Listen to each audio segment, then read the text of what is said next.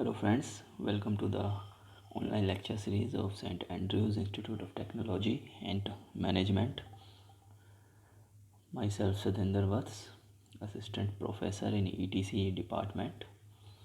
Our today's topic is classification of radio transmitters, which is a part of Unit 2nd of Communication Systems.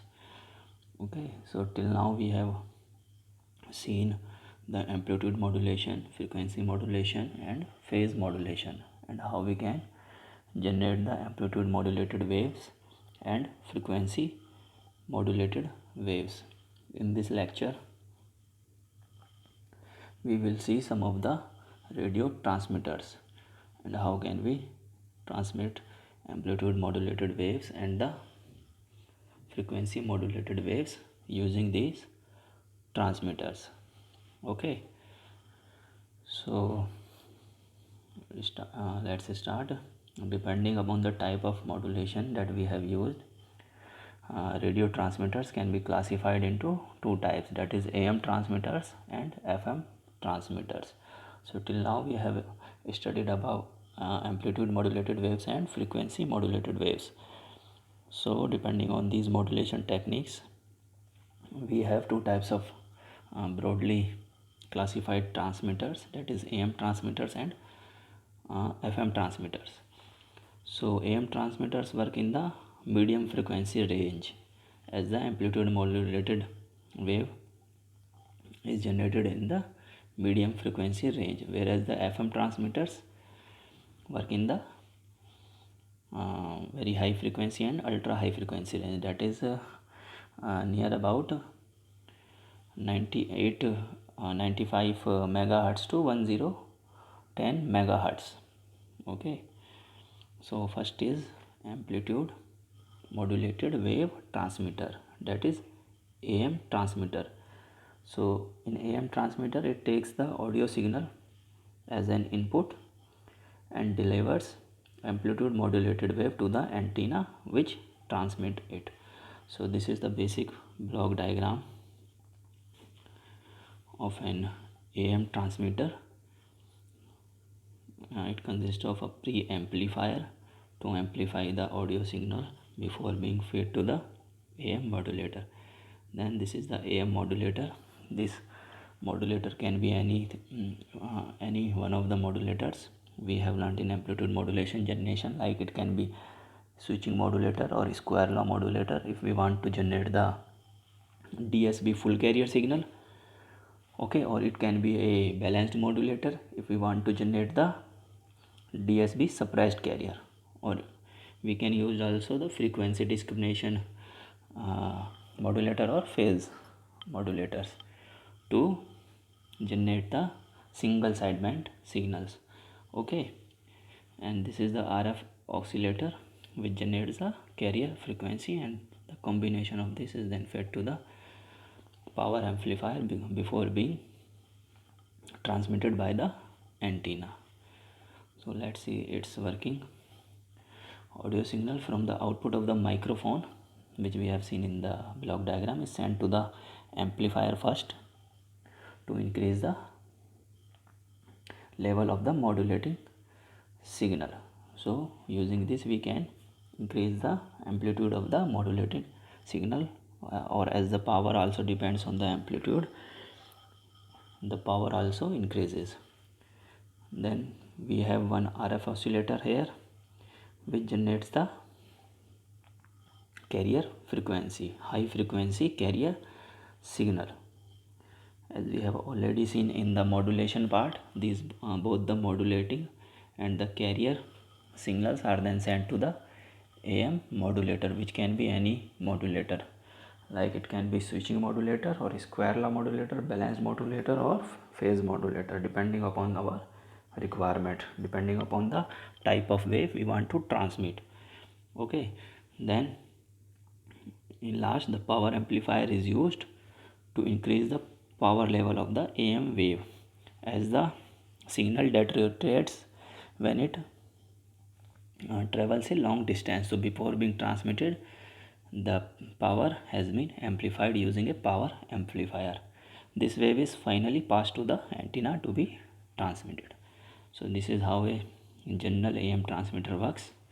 Okay, now the next is FM transmitter.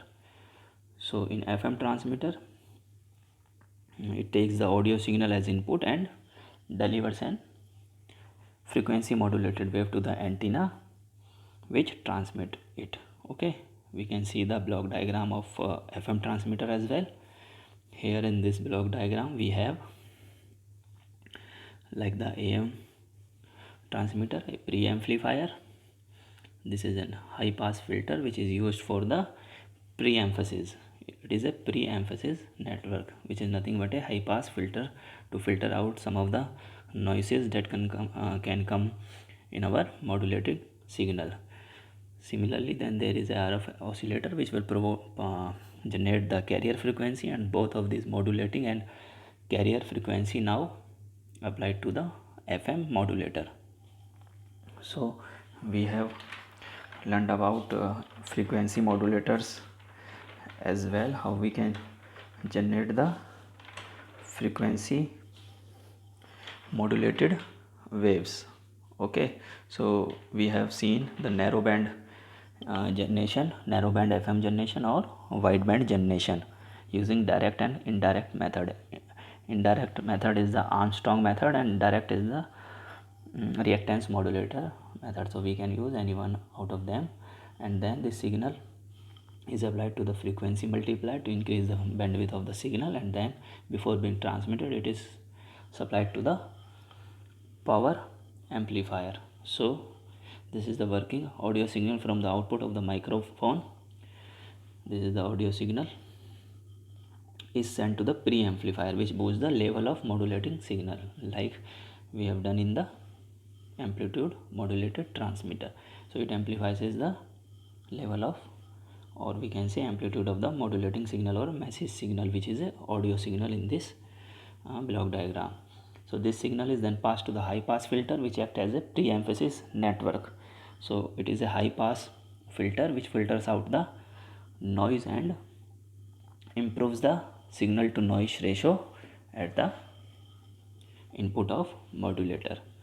Okay, oscillator circuit then generates the local frequency or the carrier frequency signal, high frequency signal, which is sent to the modulator along with the modulating signal. Okay, then several stages of frequency multiplier are used to increase the operating frequency. So we can increase the operating frequency or we can increase the bandwidth using this multiplier, as it multiply the wave that is generated out of frequency modulator. It can increase the bandwidth. So in last, RF power amplifier is used to increase the power of the modulated signal before being passed on to the antenna to be transmitted. So this is a basic block diagram of frequency modulated wave transmitter. So now let's see, this is a very important topic which often comes in your end semester exams. This is the Armstrong FM transmitter, that is Armstrong frequency modulated wave transmitter.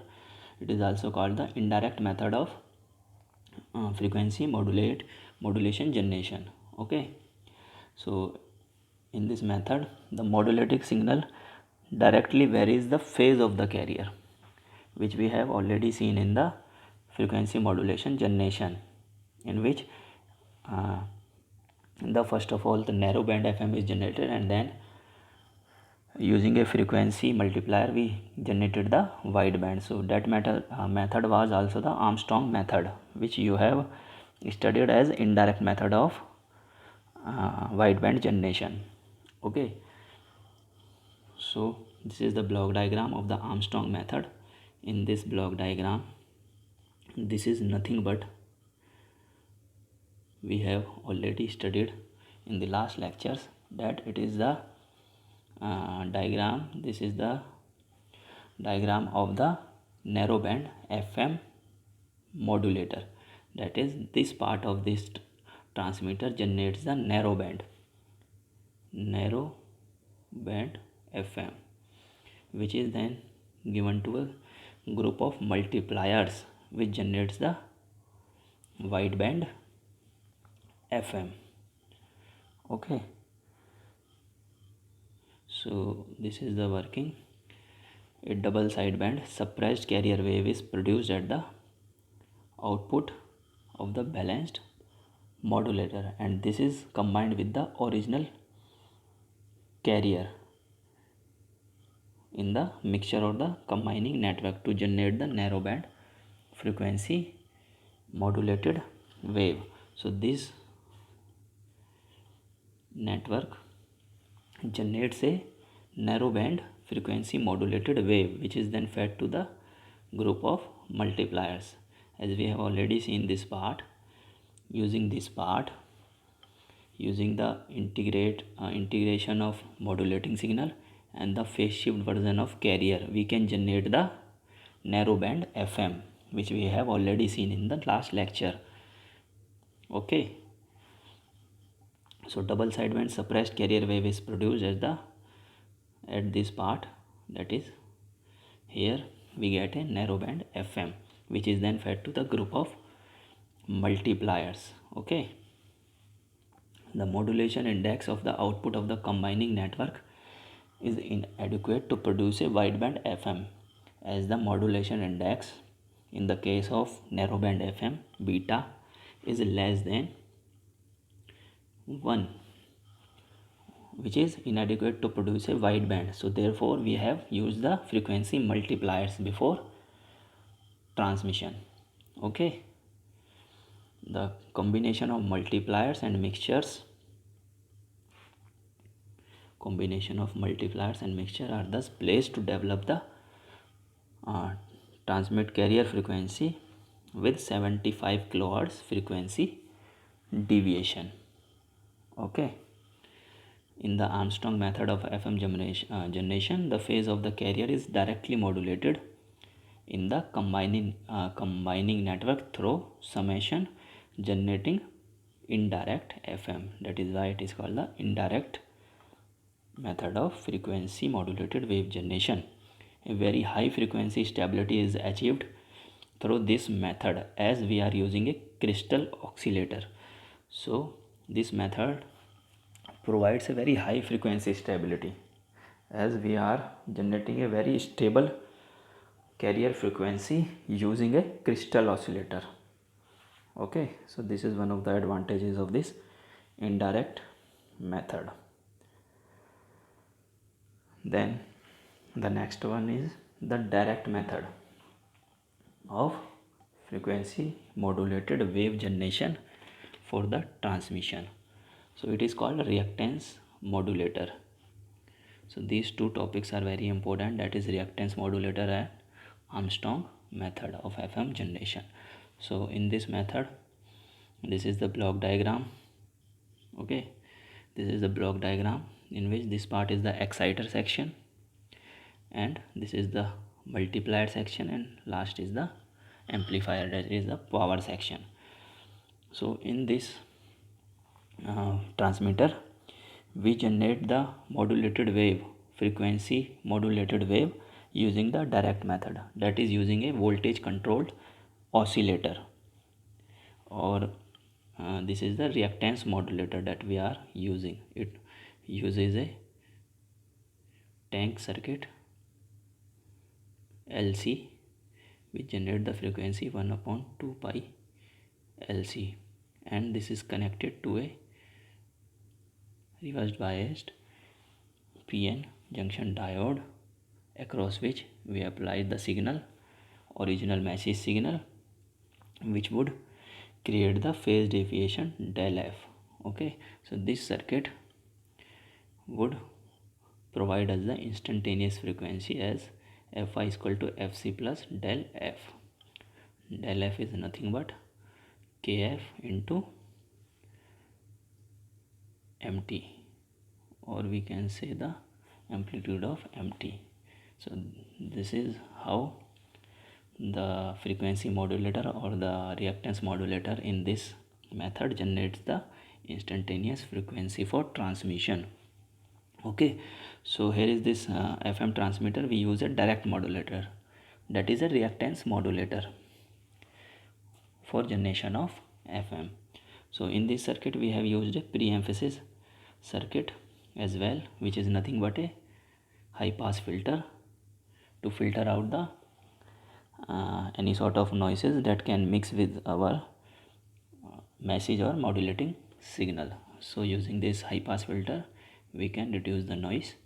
Then the signal is applied to the frequency modulator or reactance modulator along with the carrier frequency. Okay, then it is applied to the amplifier before being applied to the frequency multiplier, which is used to again increase the bandwidth.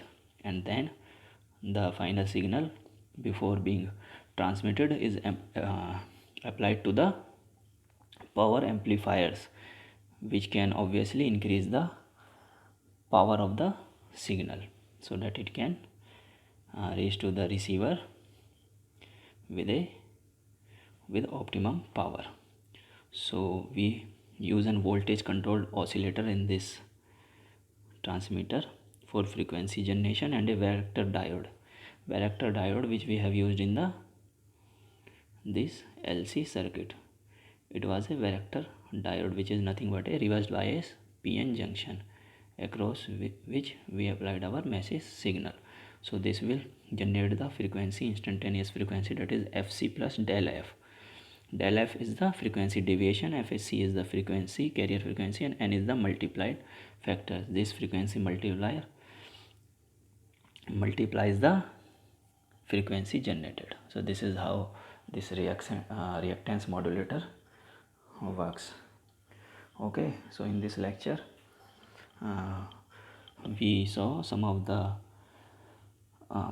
transmitters that are used for amplitude modulated wave transmission and frequency modulated wave transmission. In the next lecture we will see some of the receivers also. Okay, thank you very much.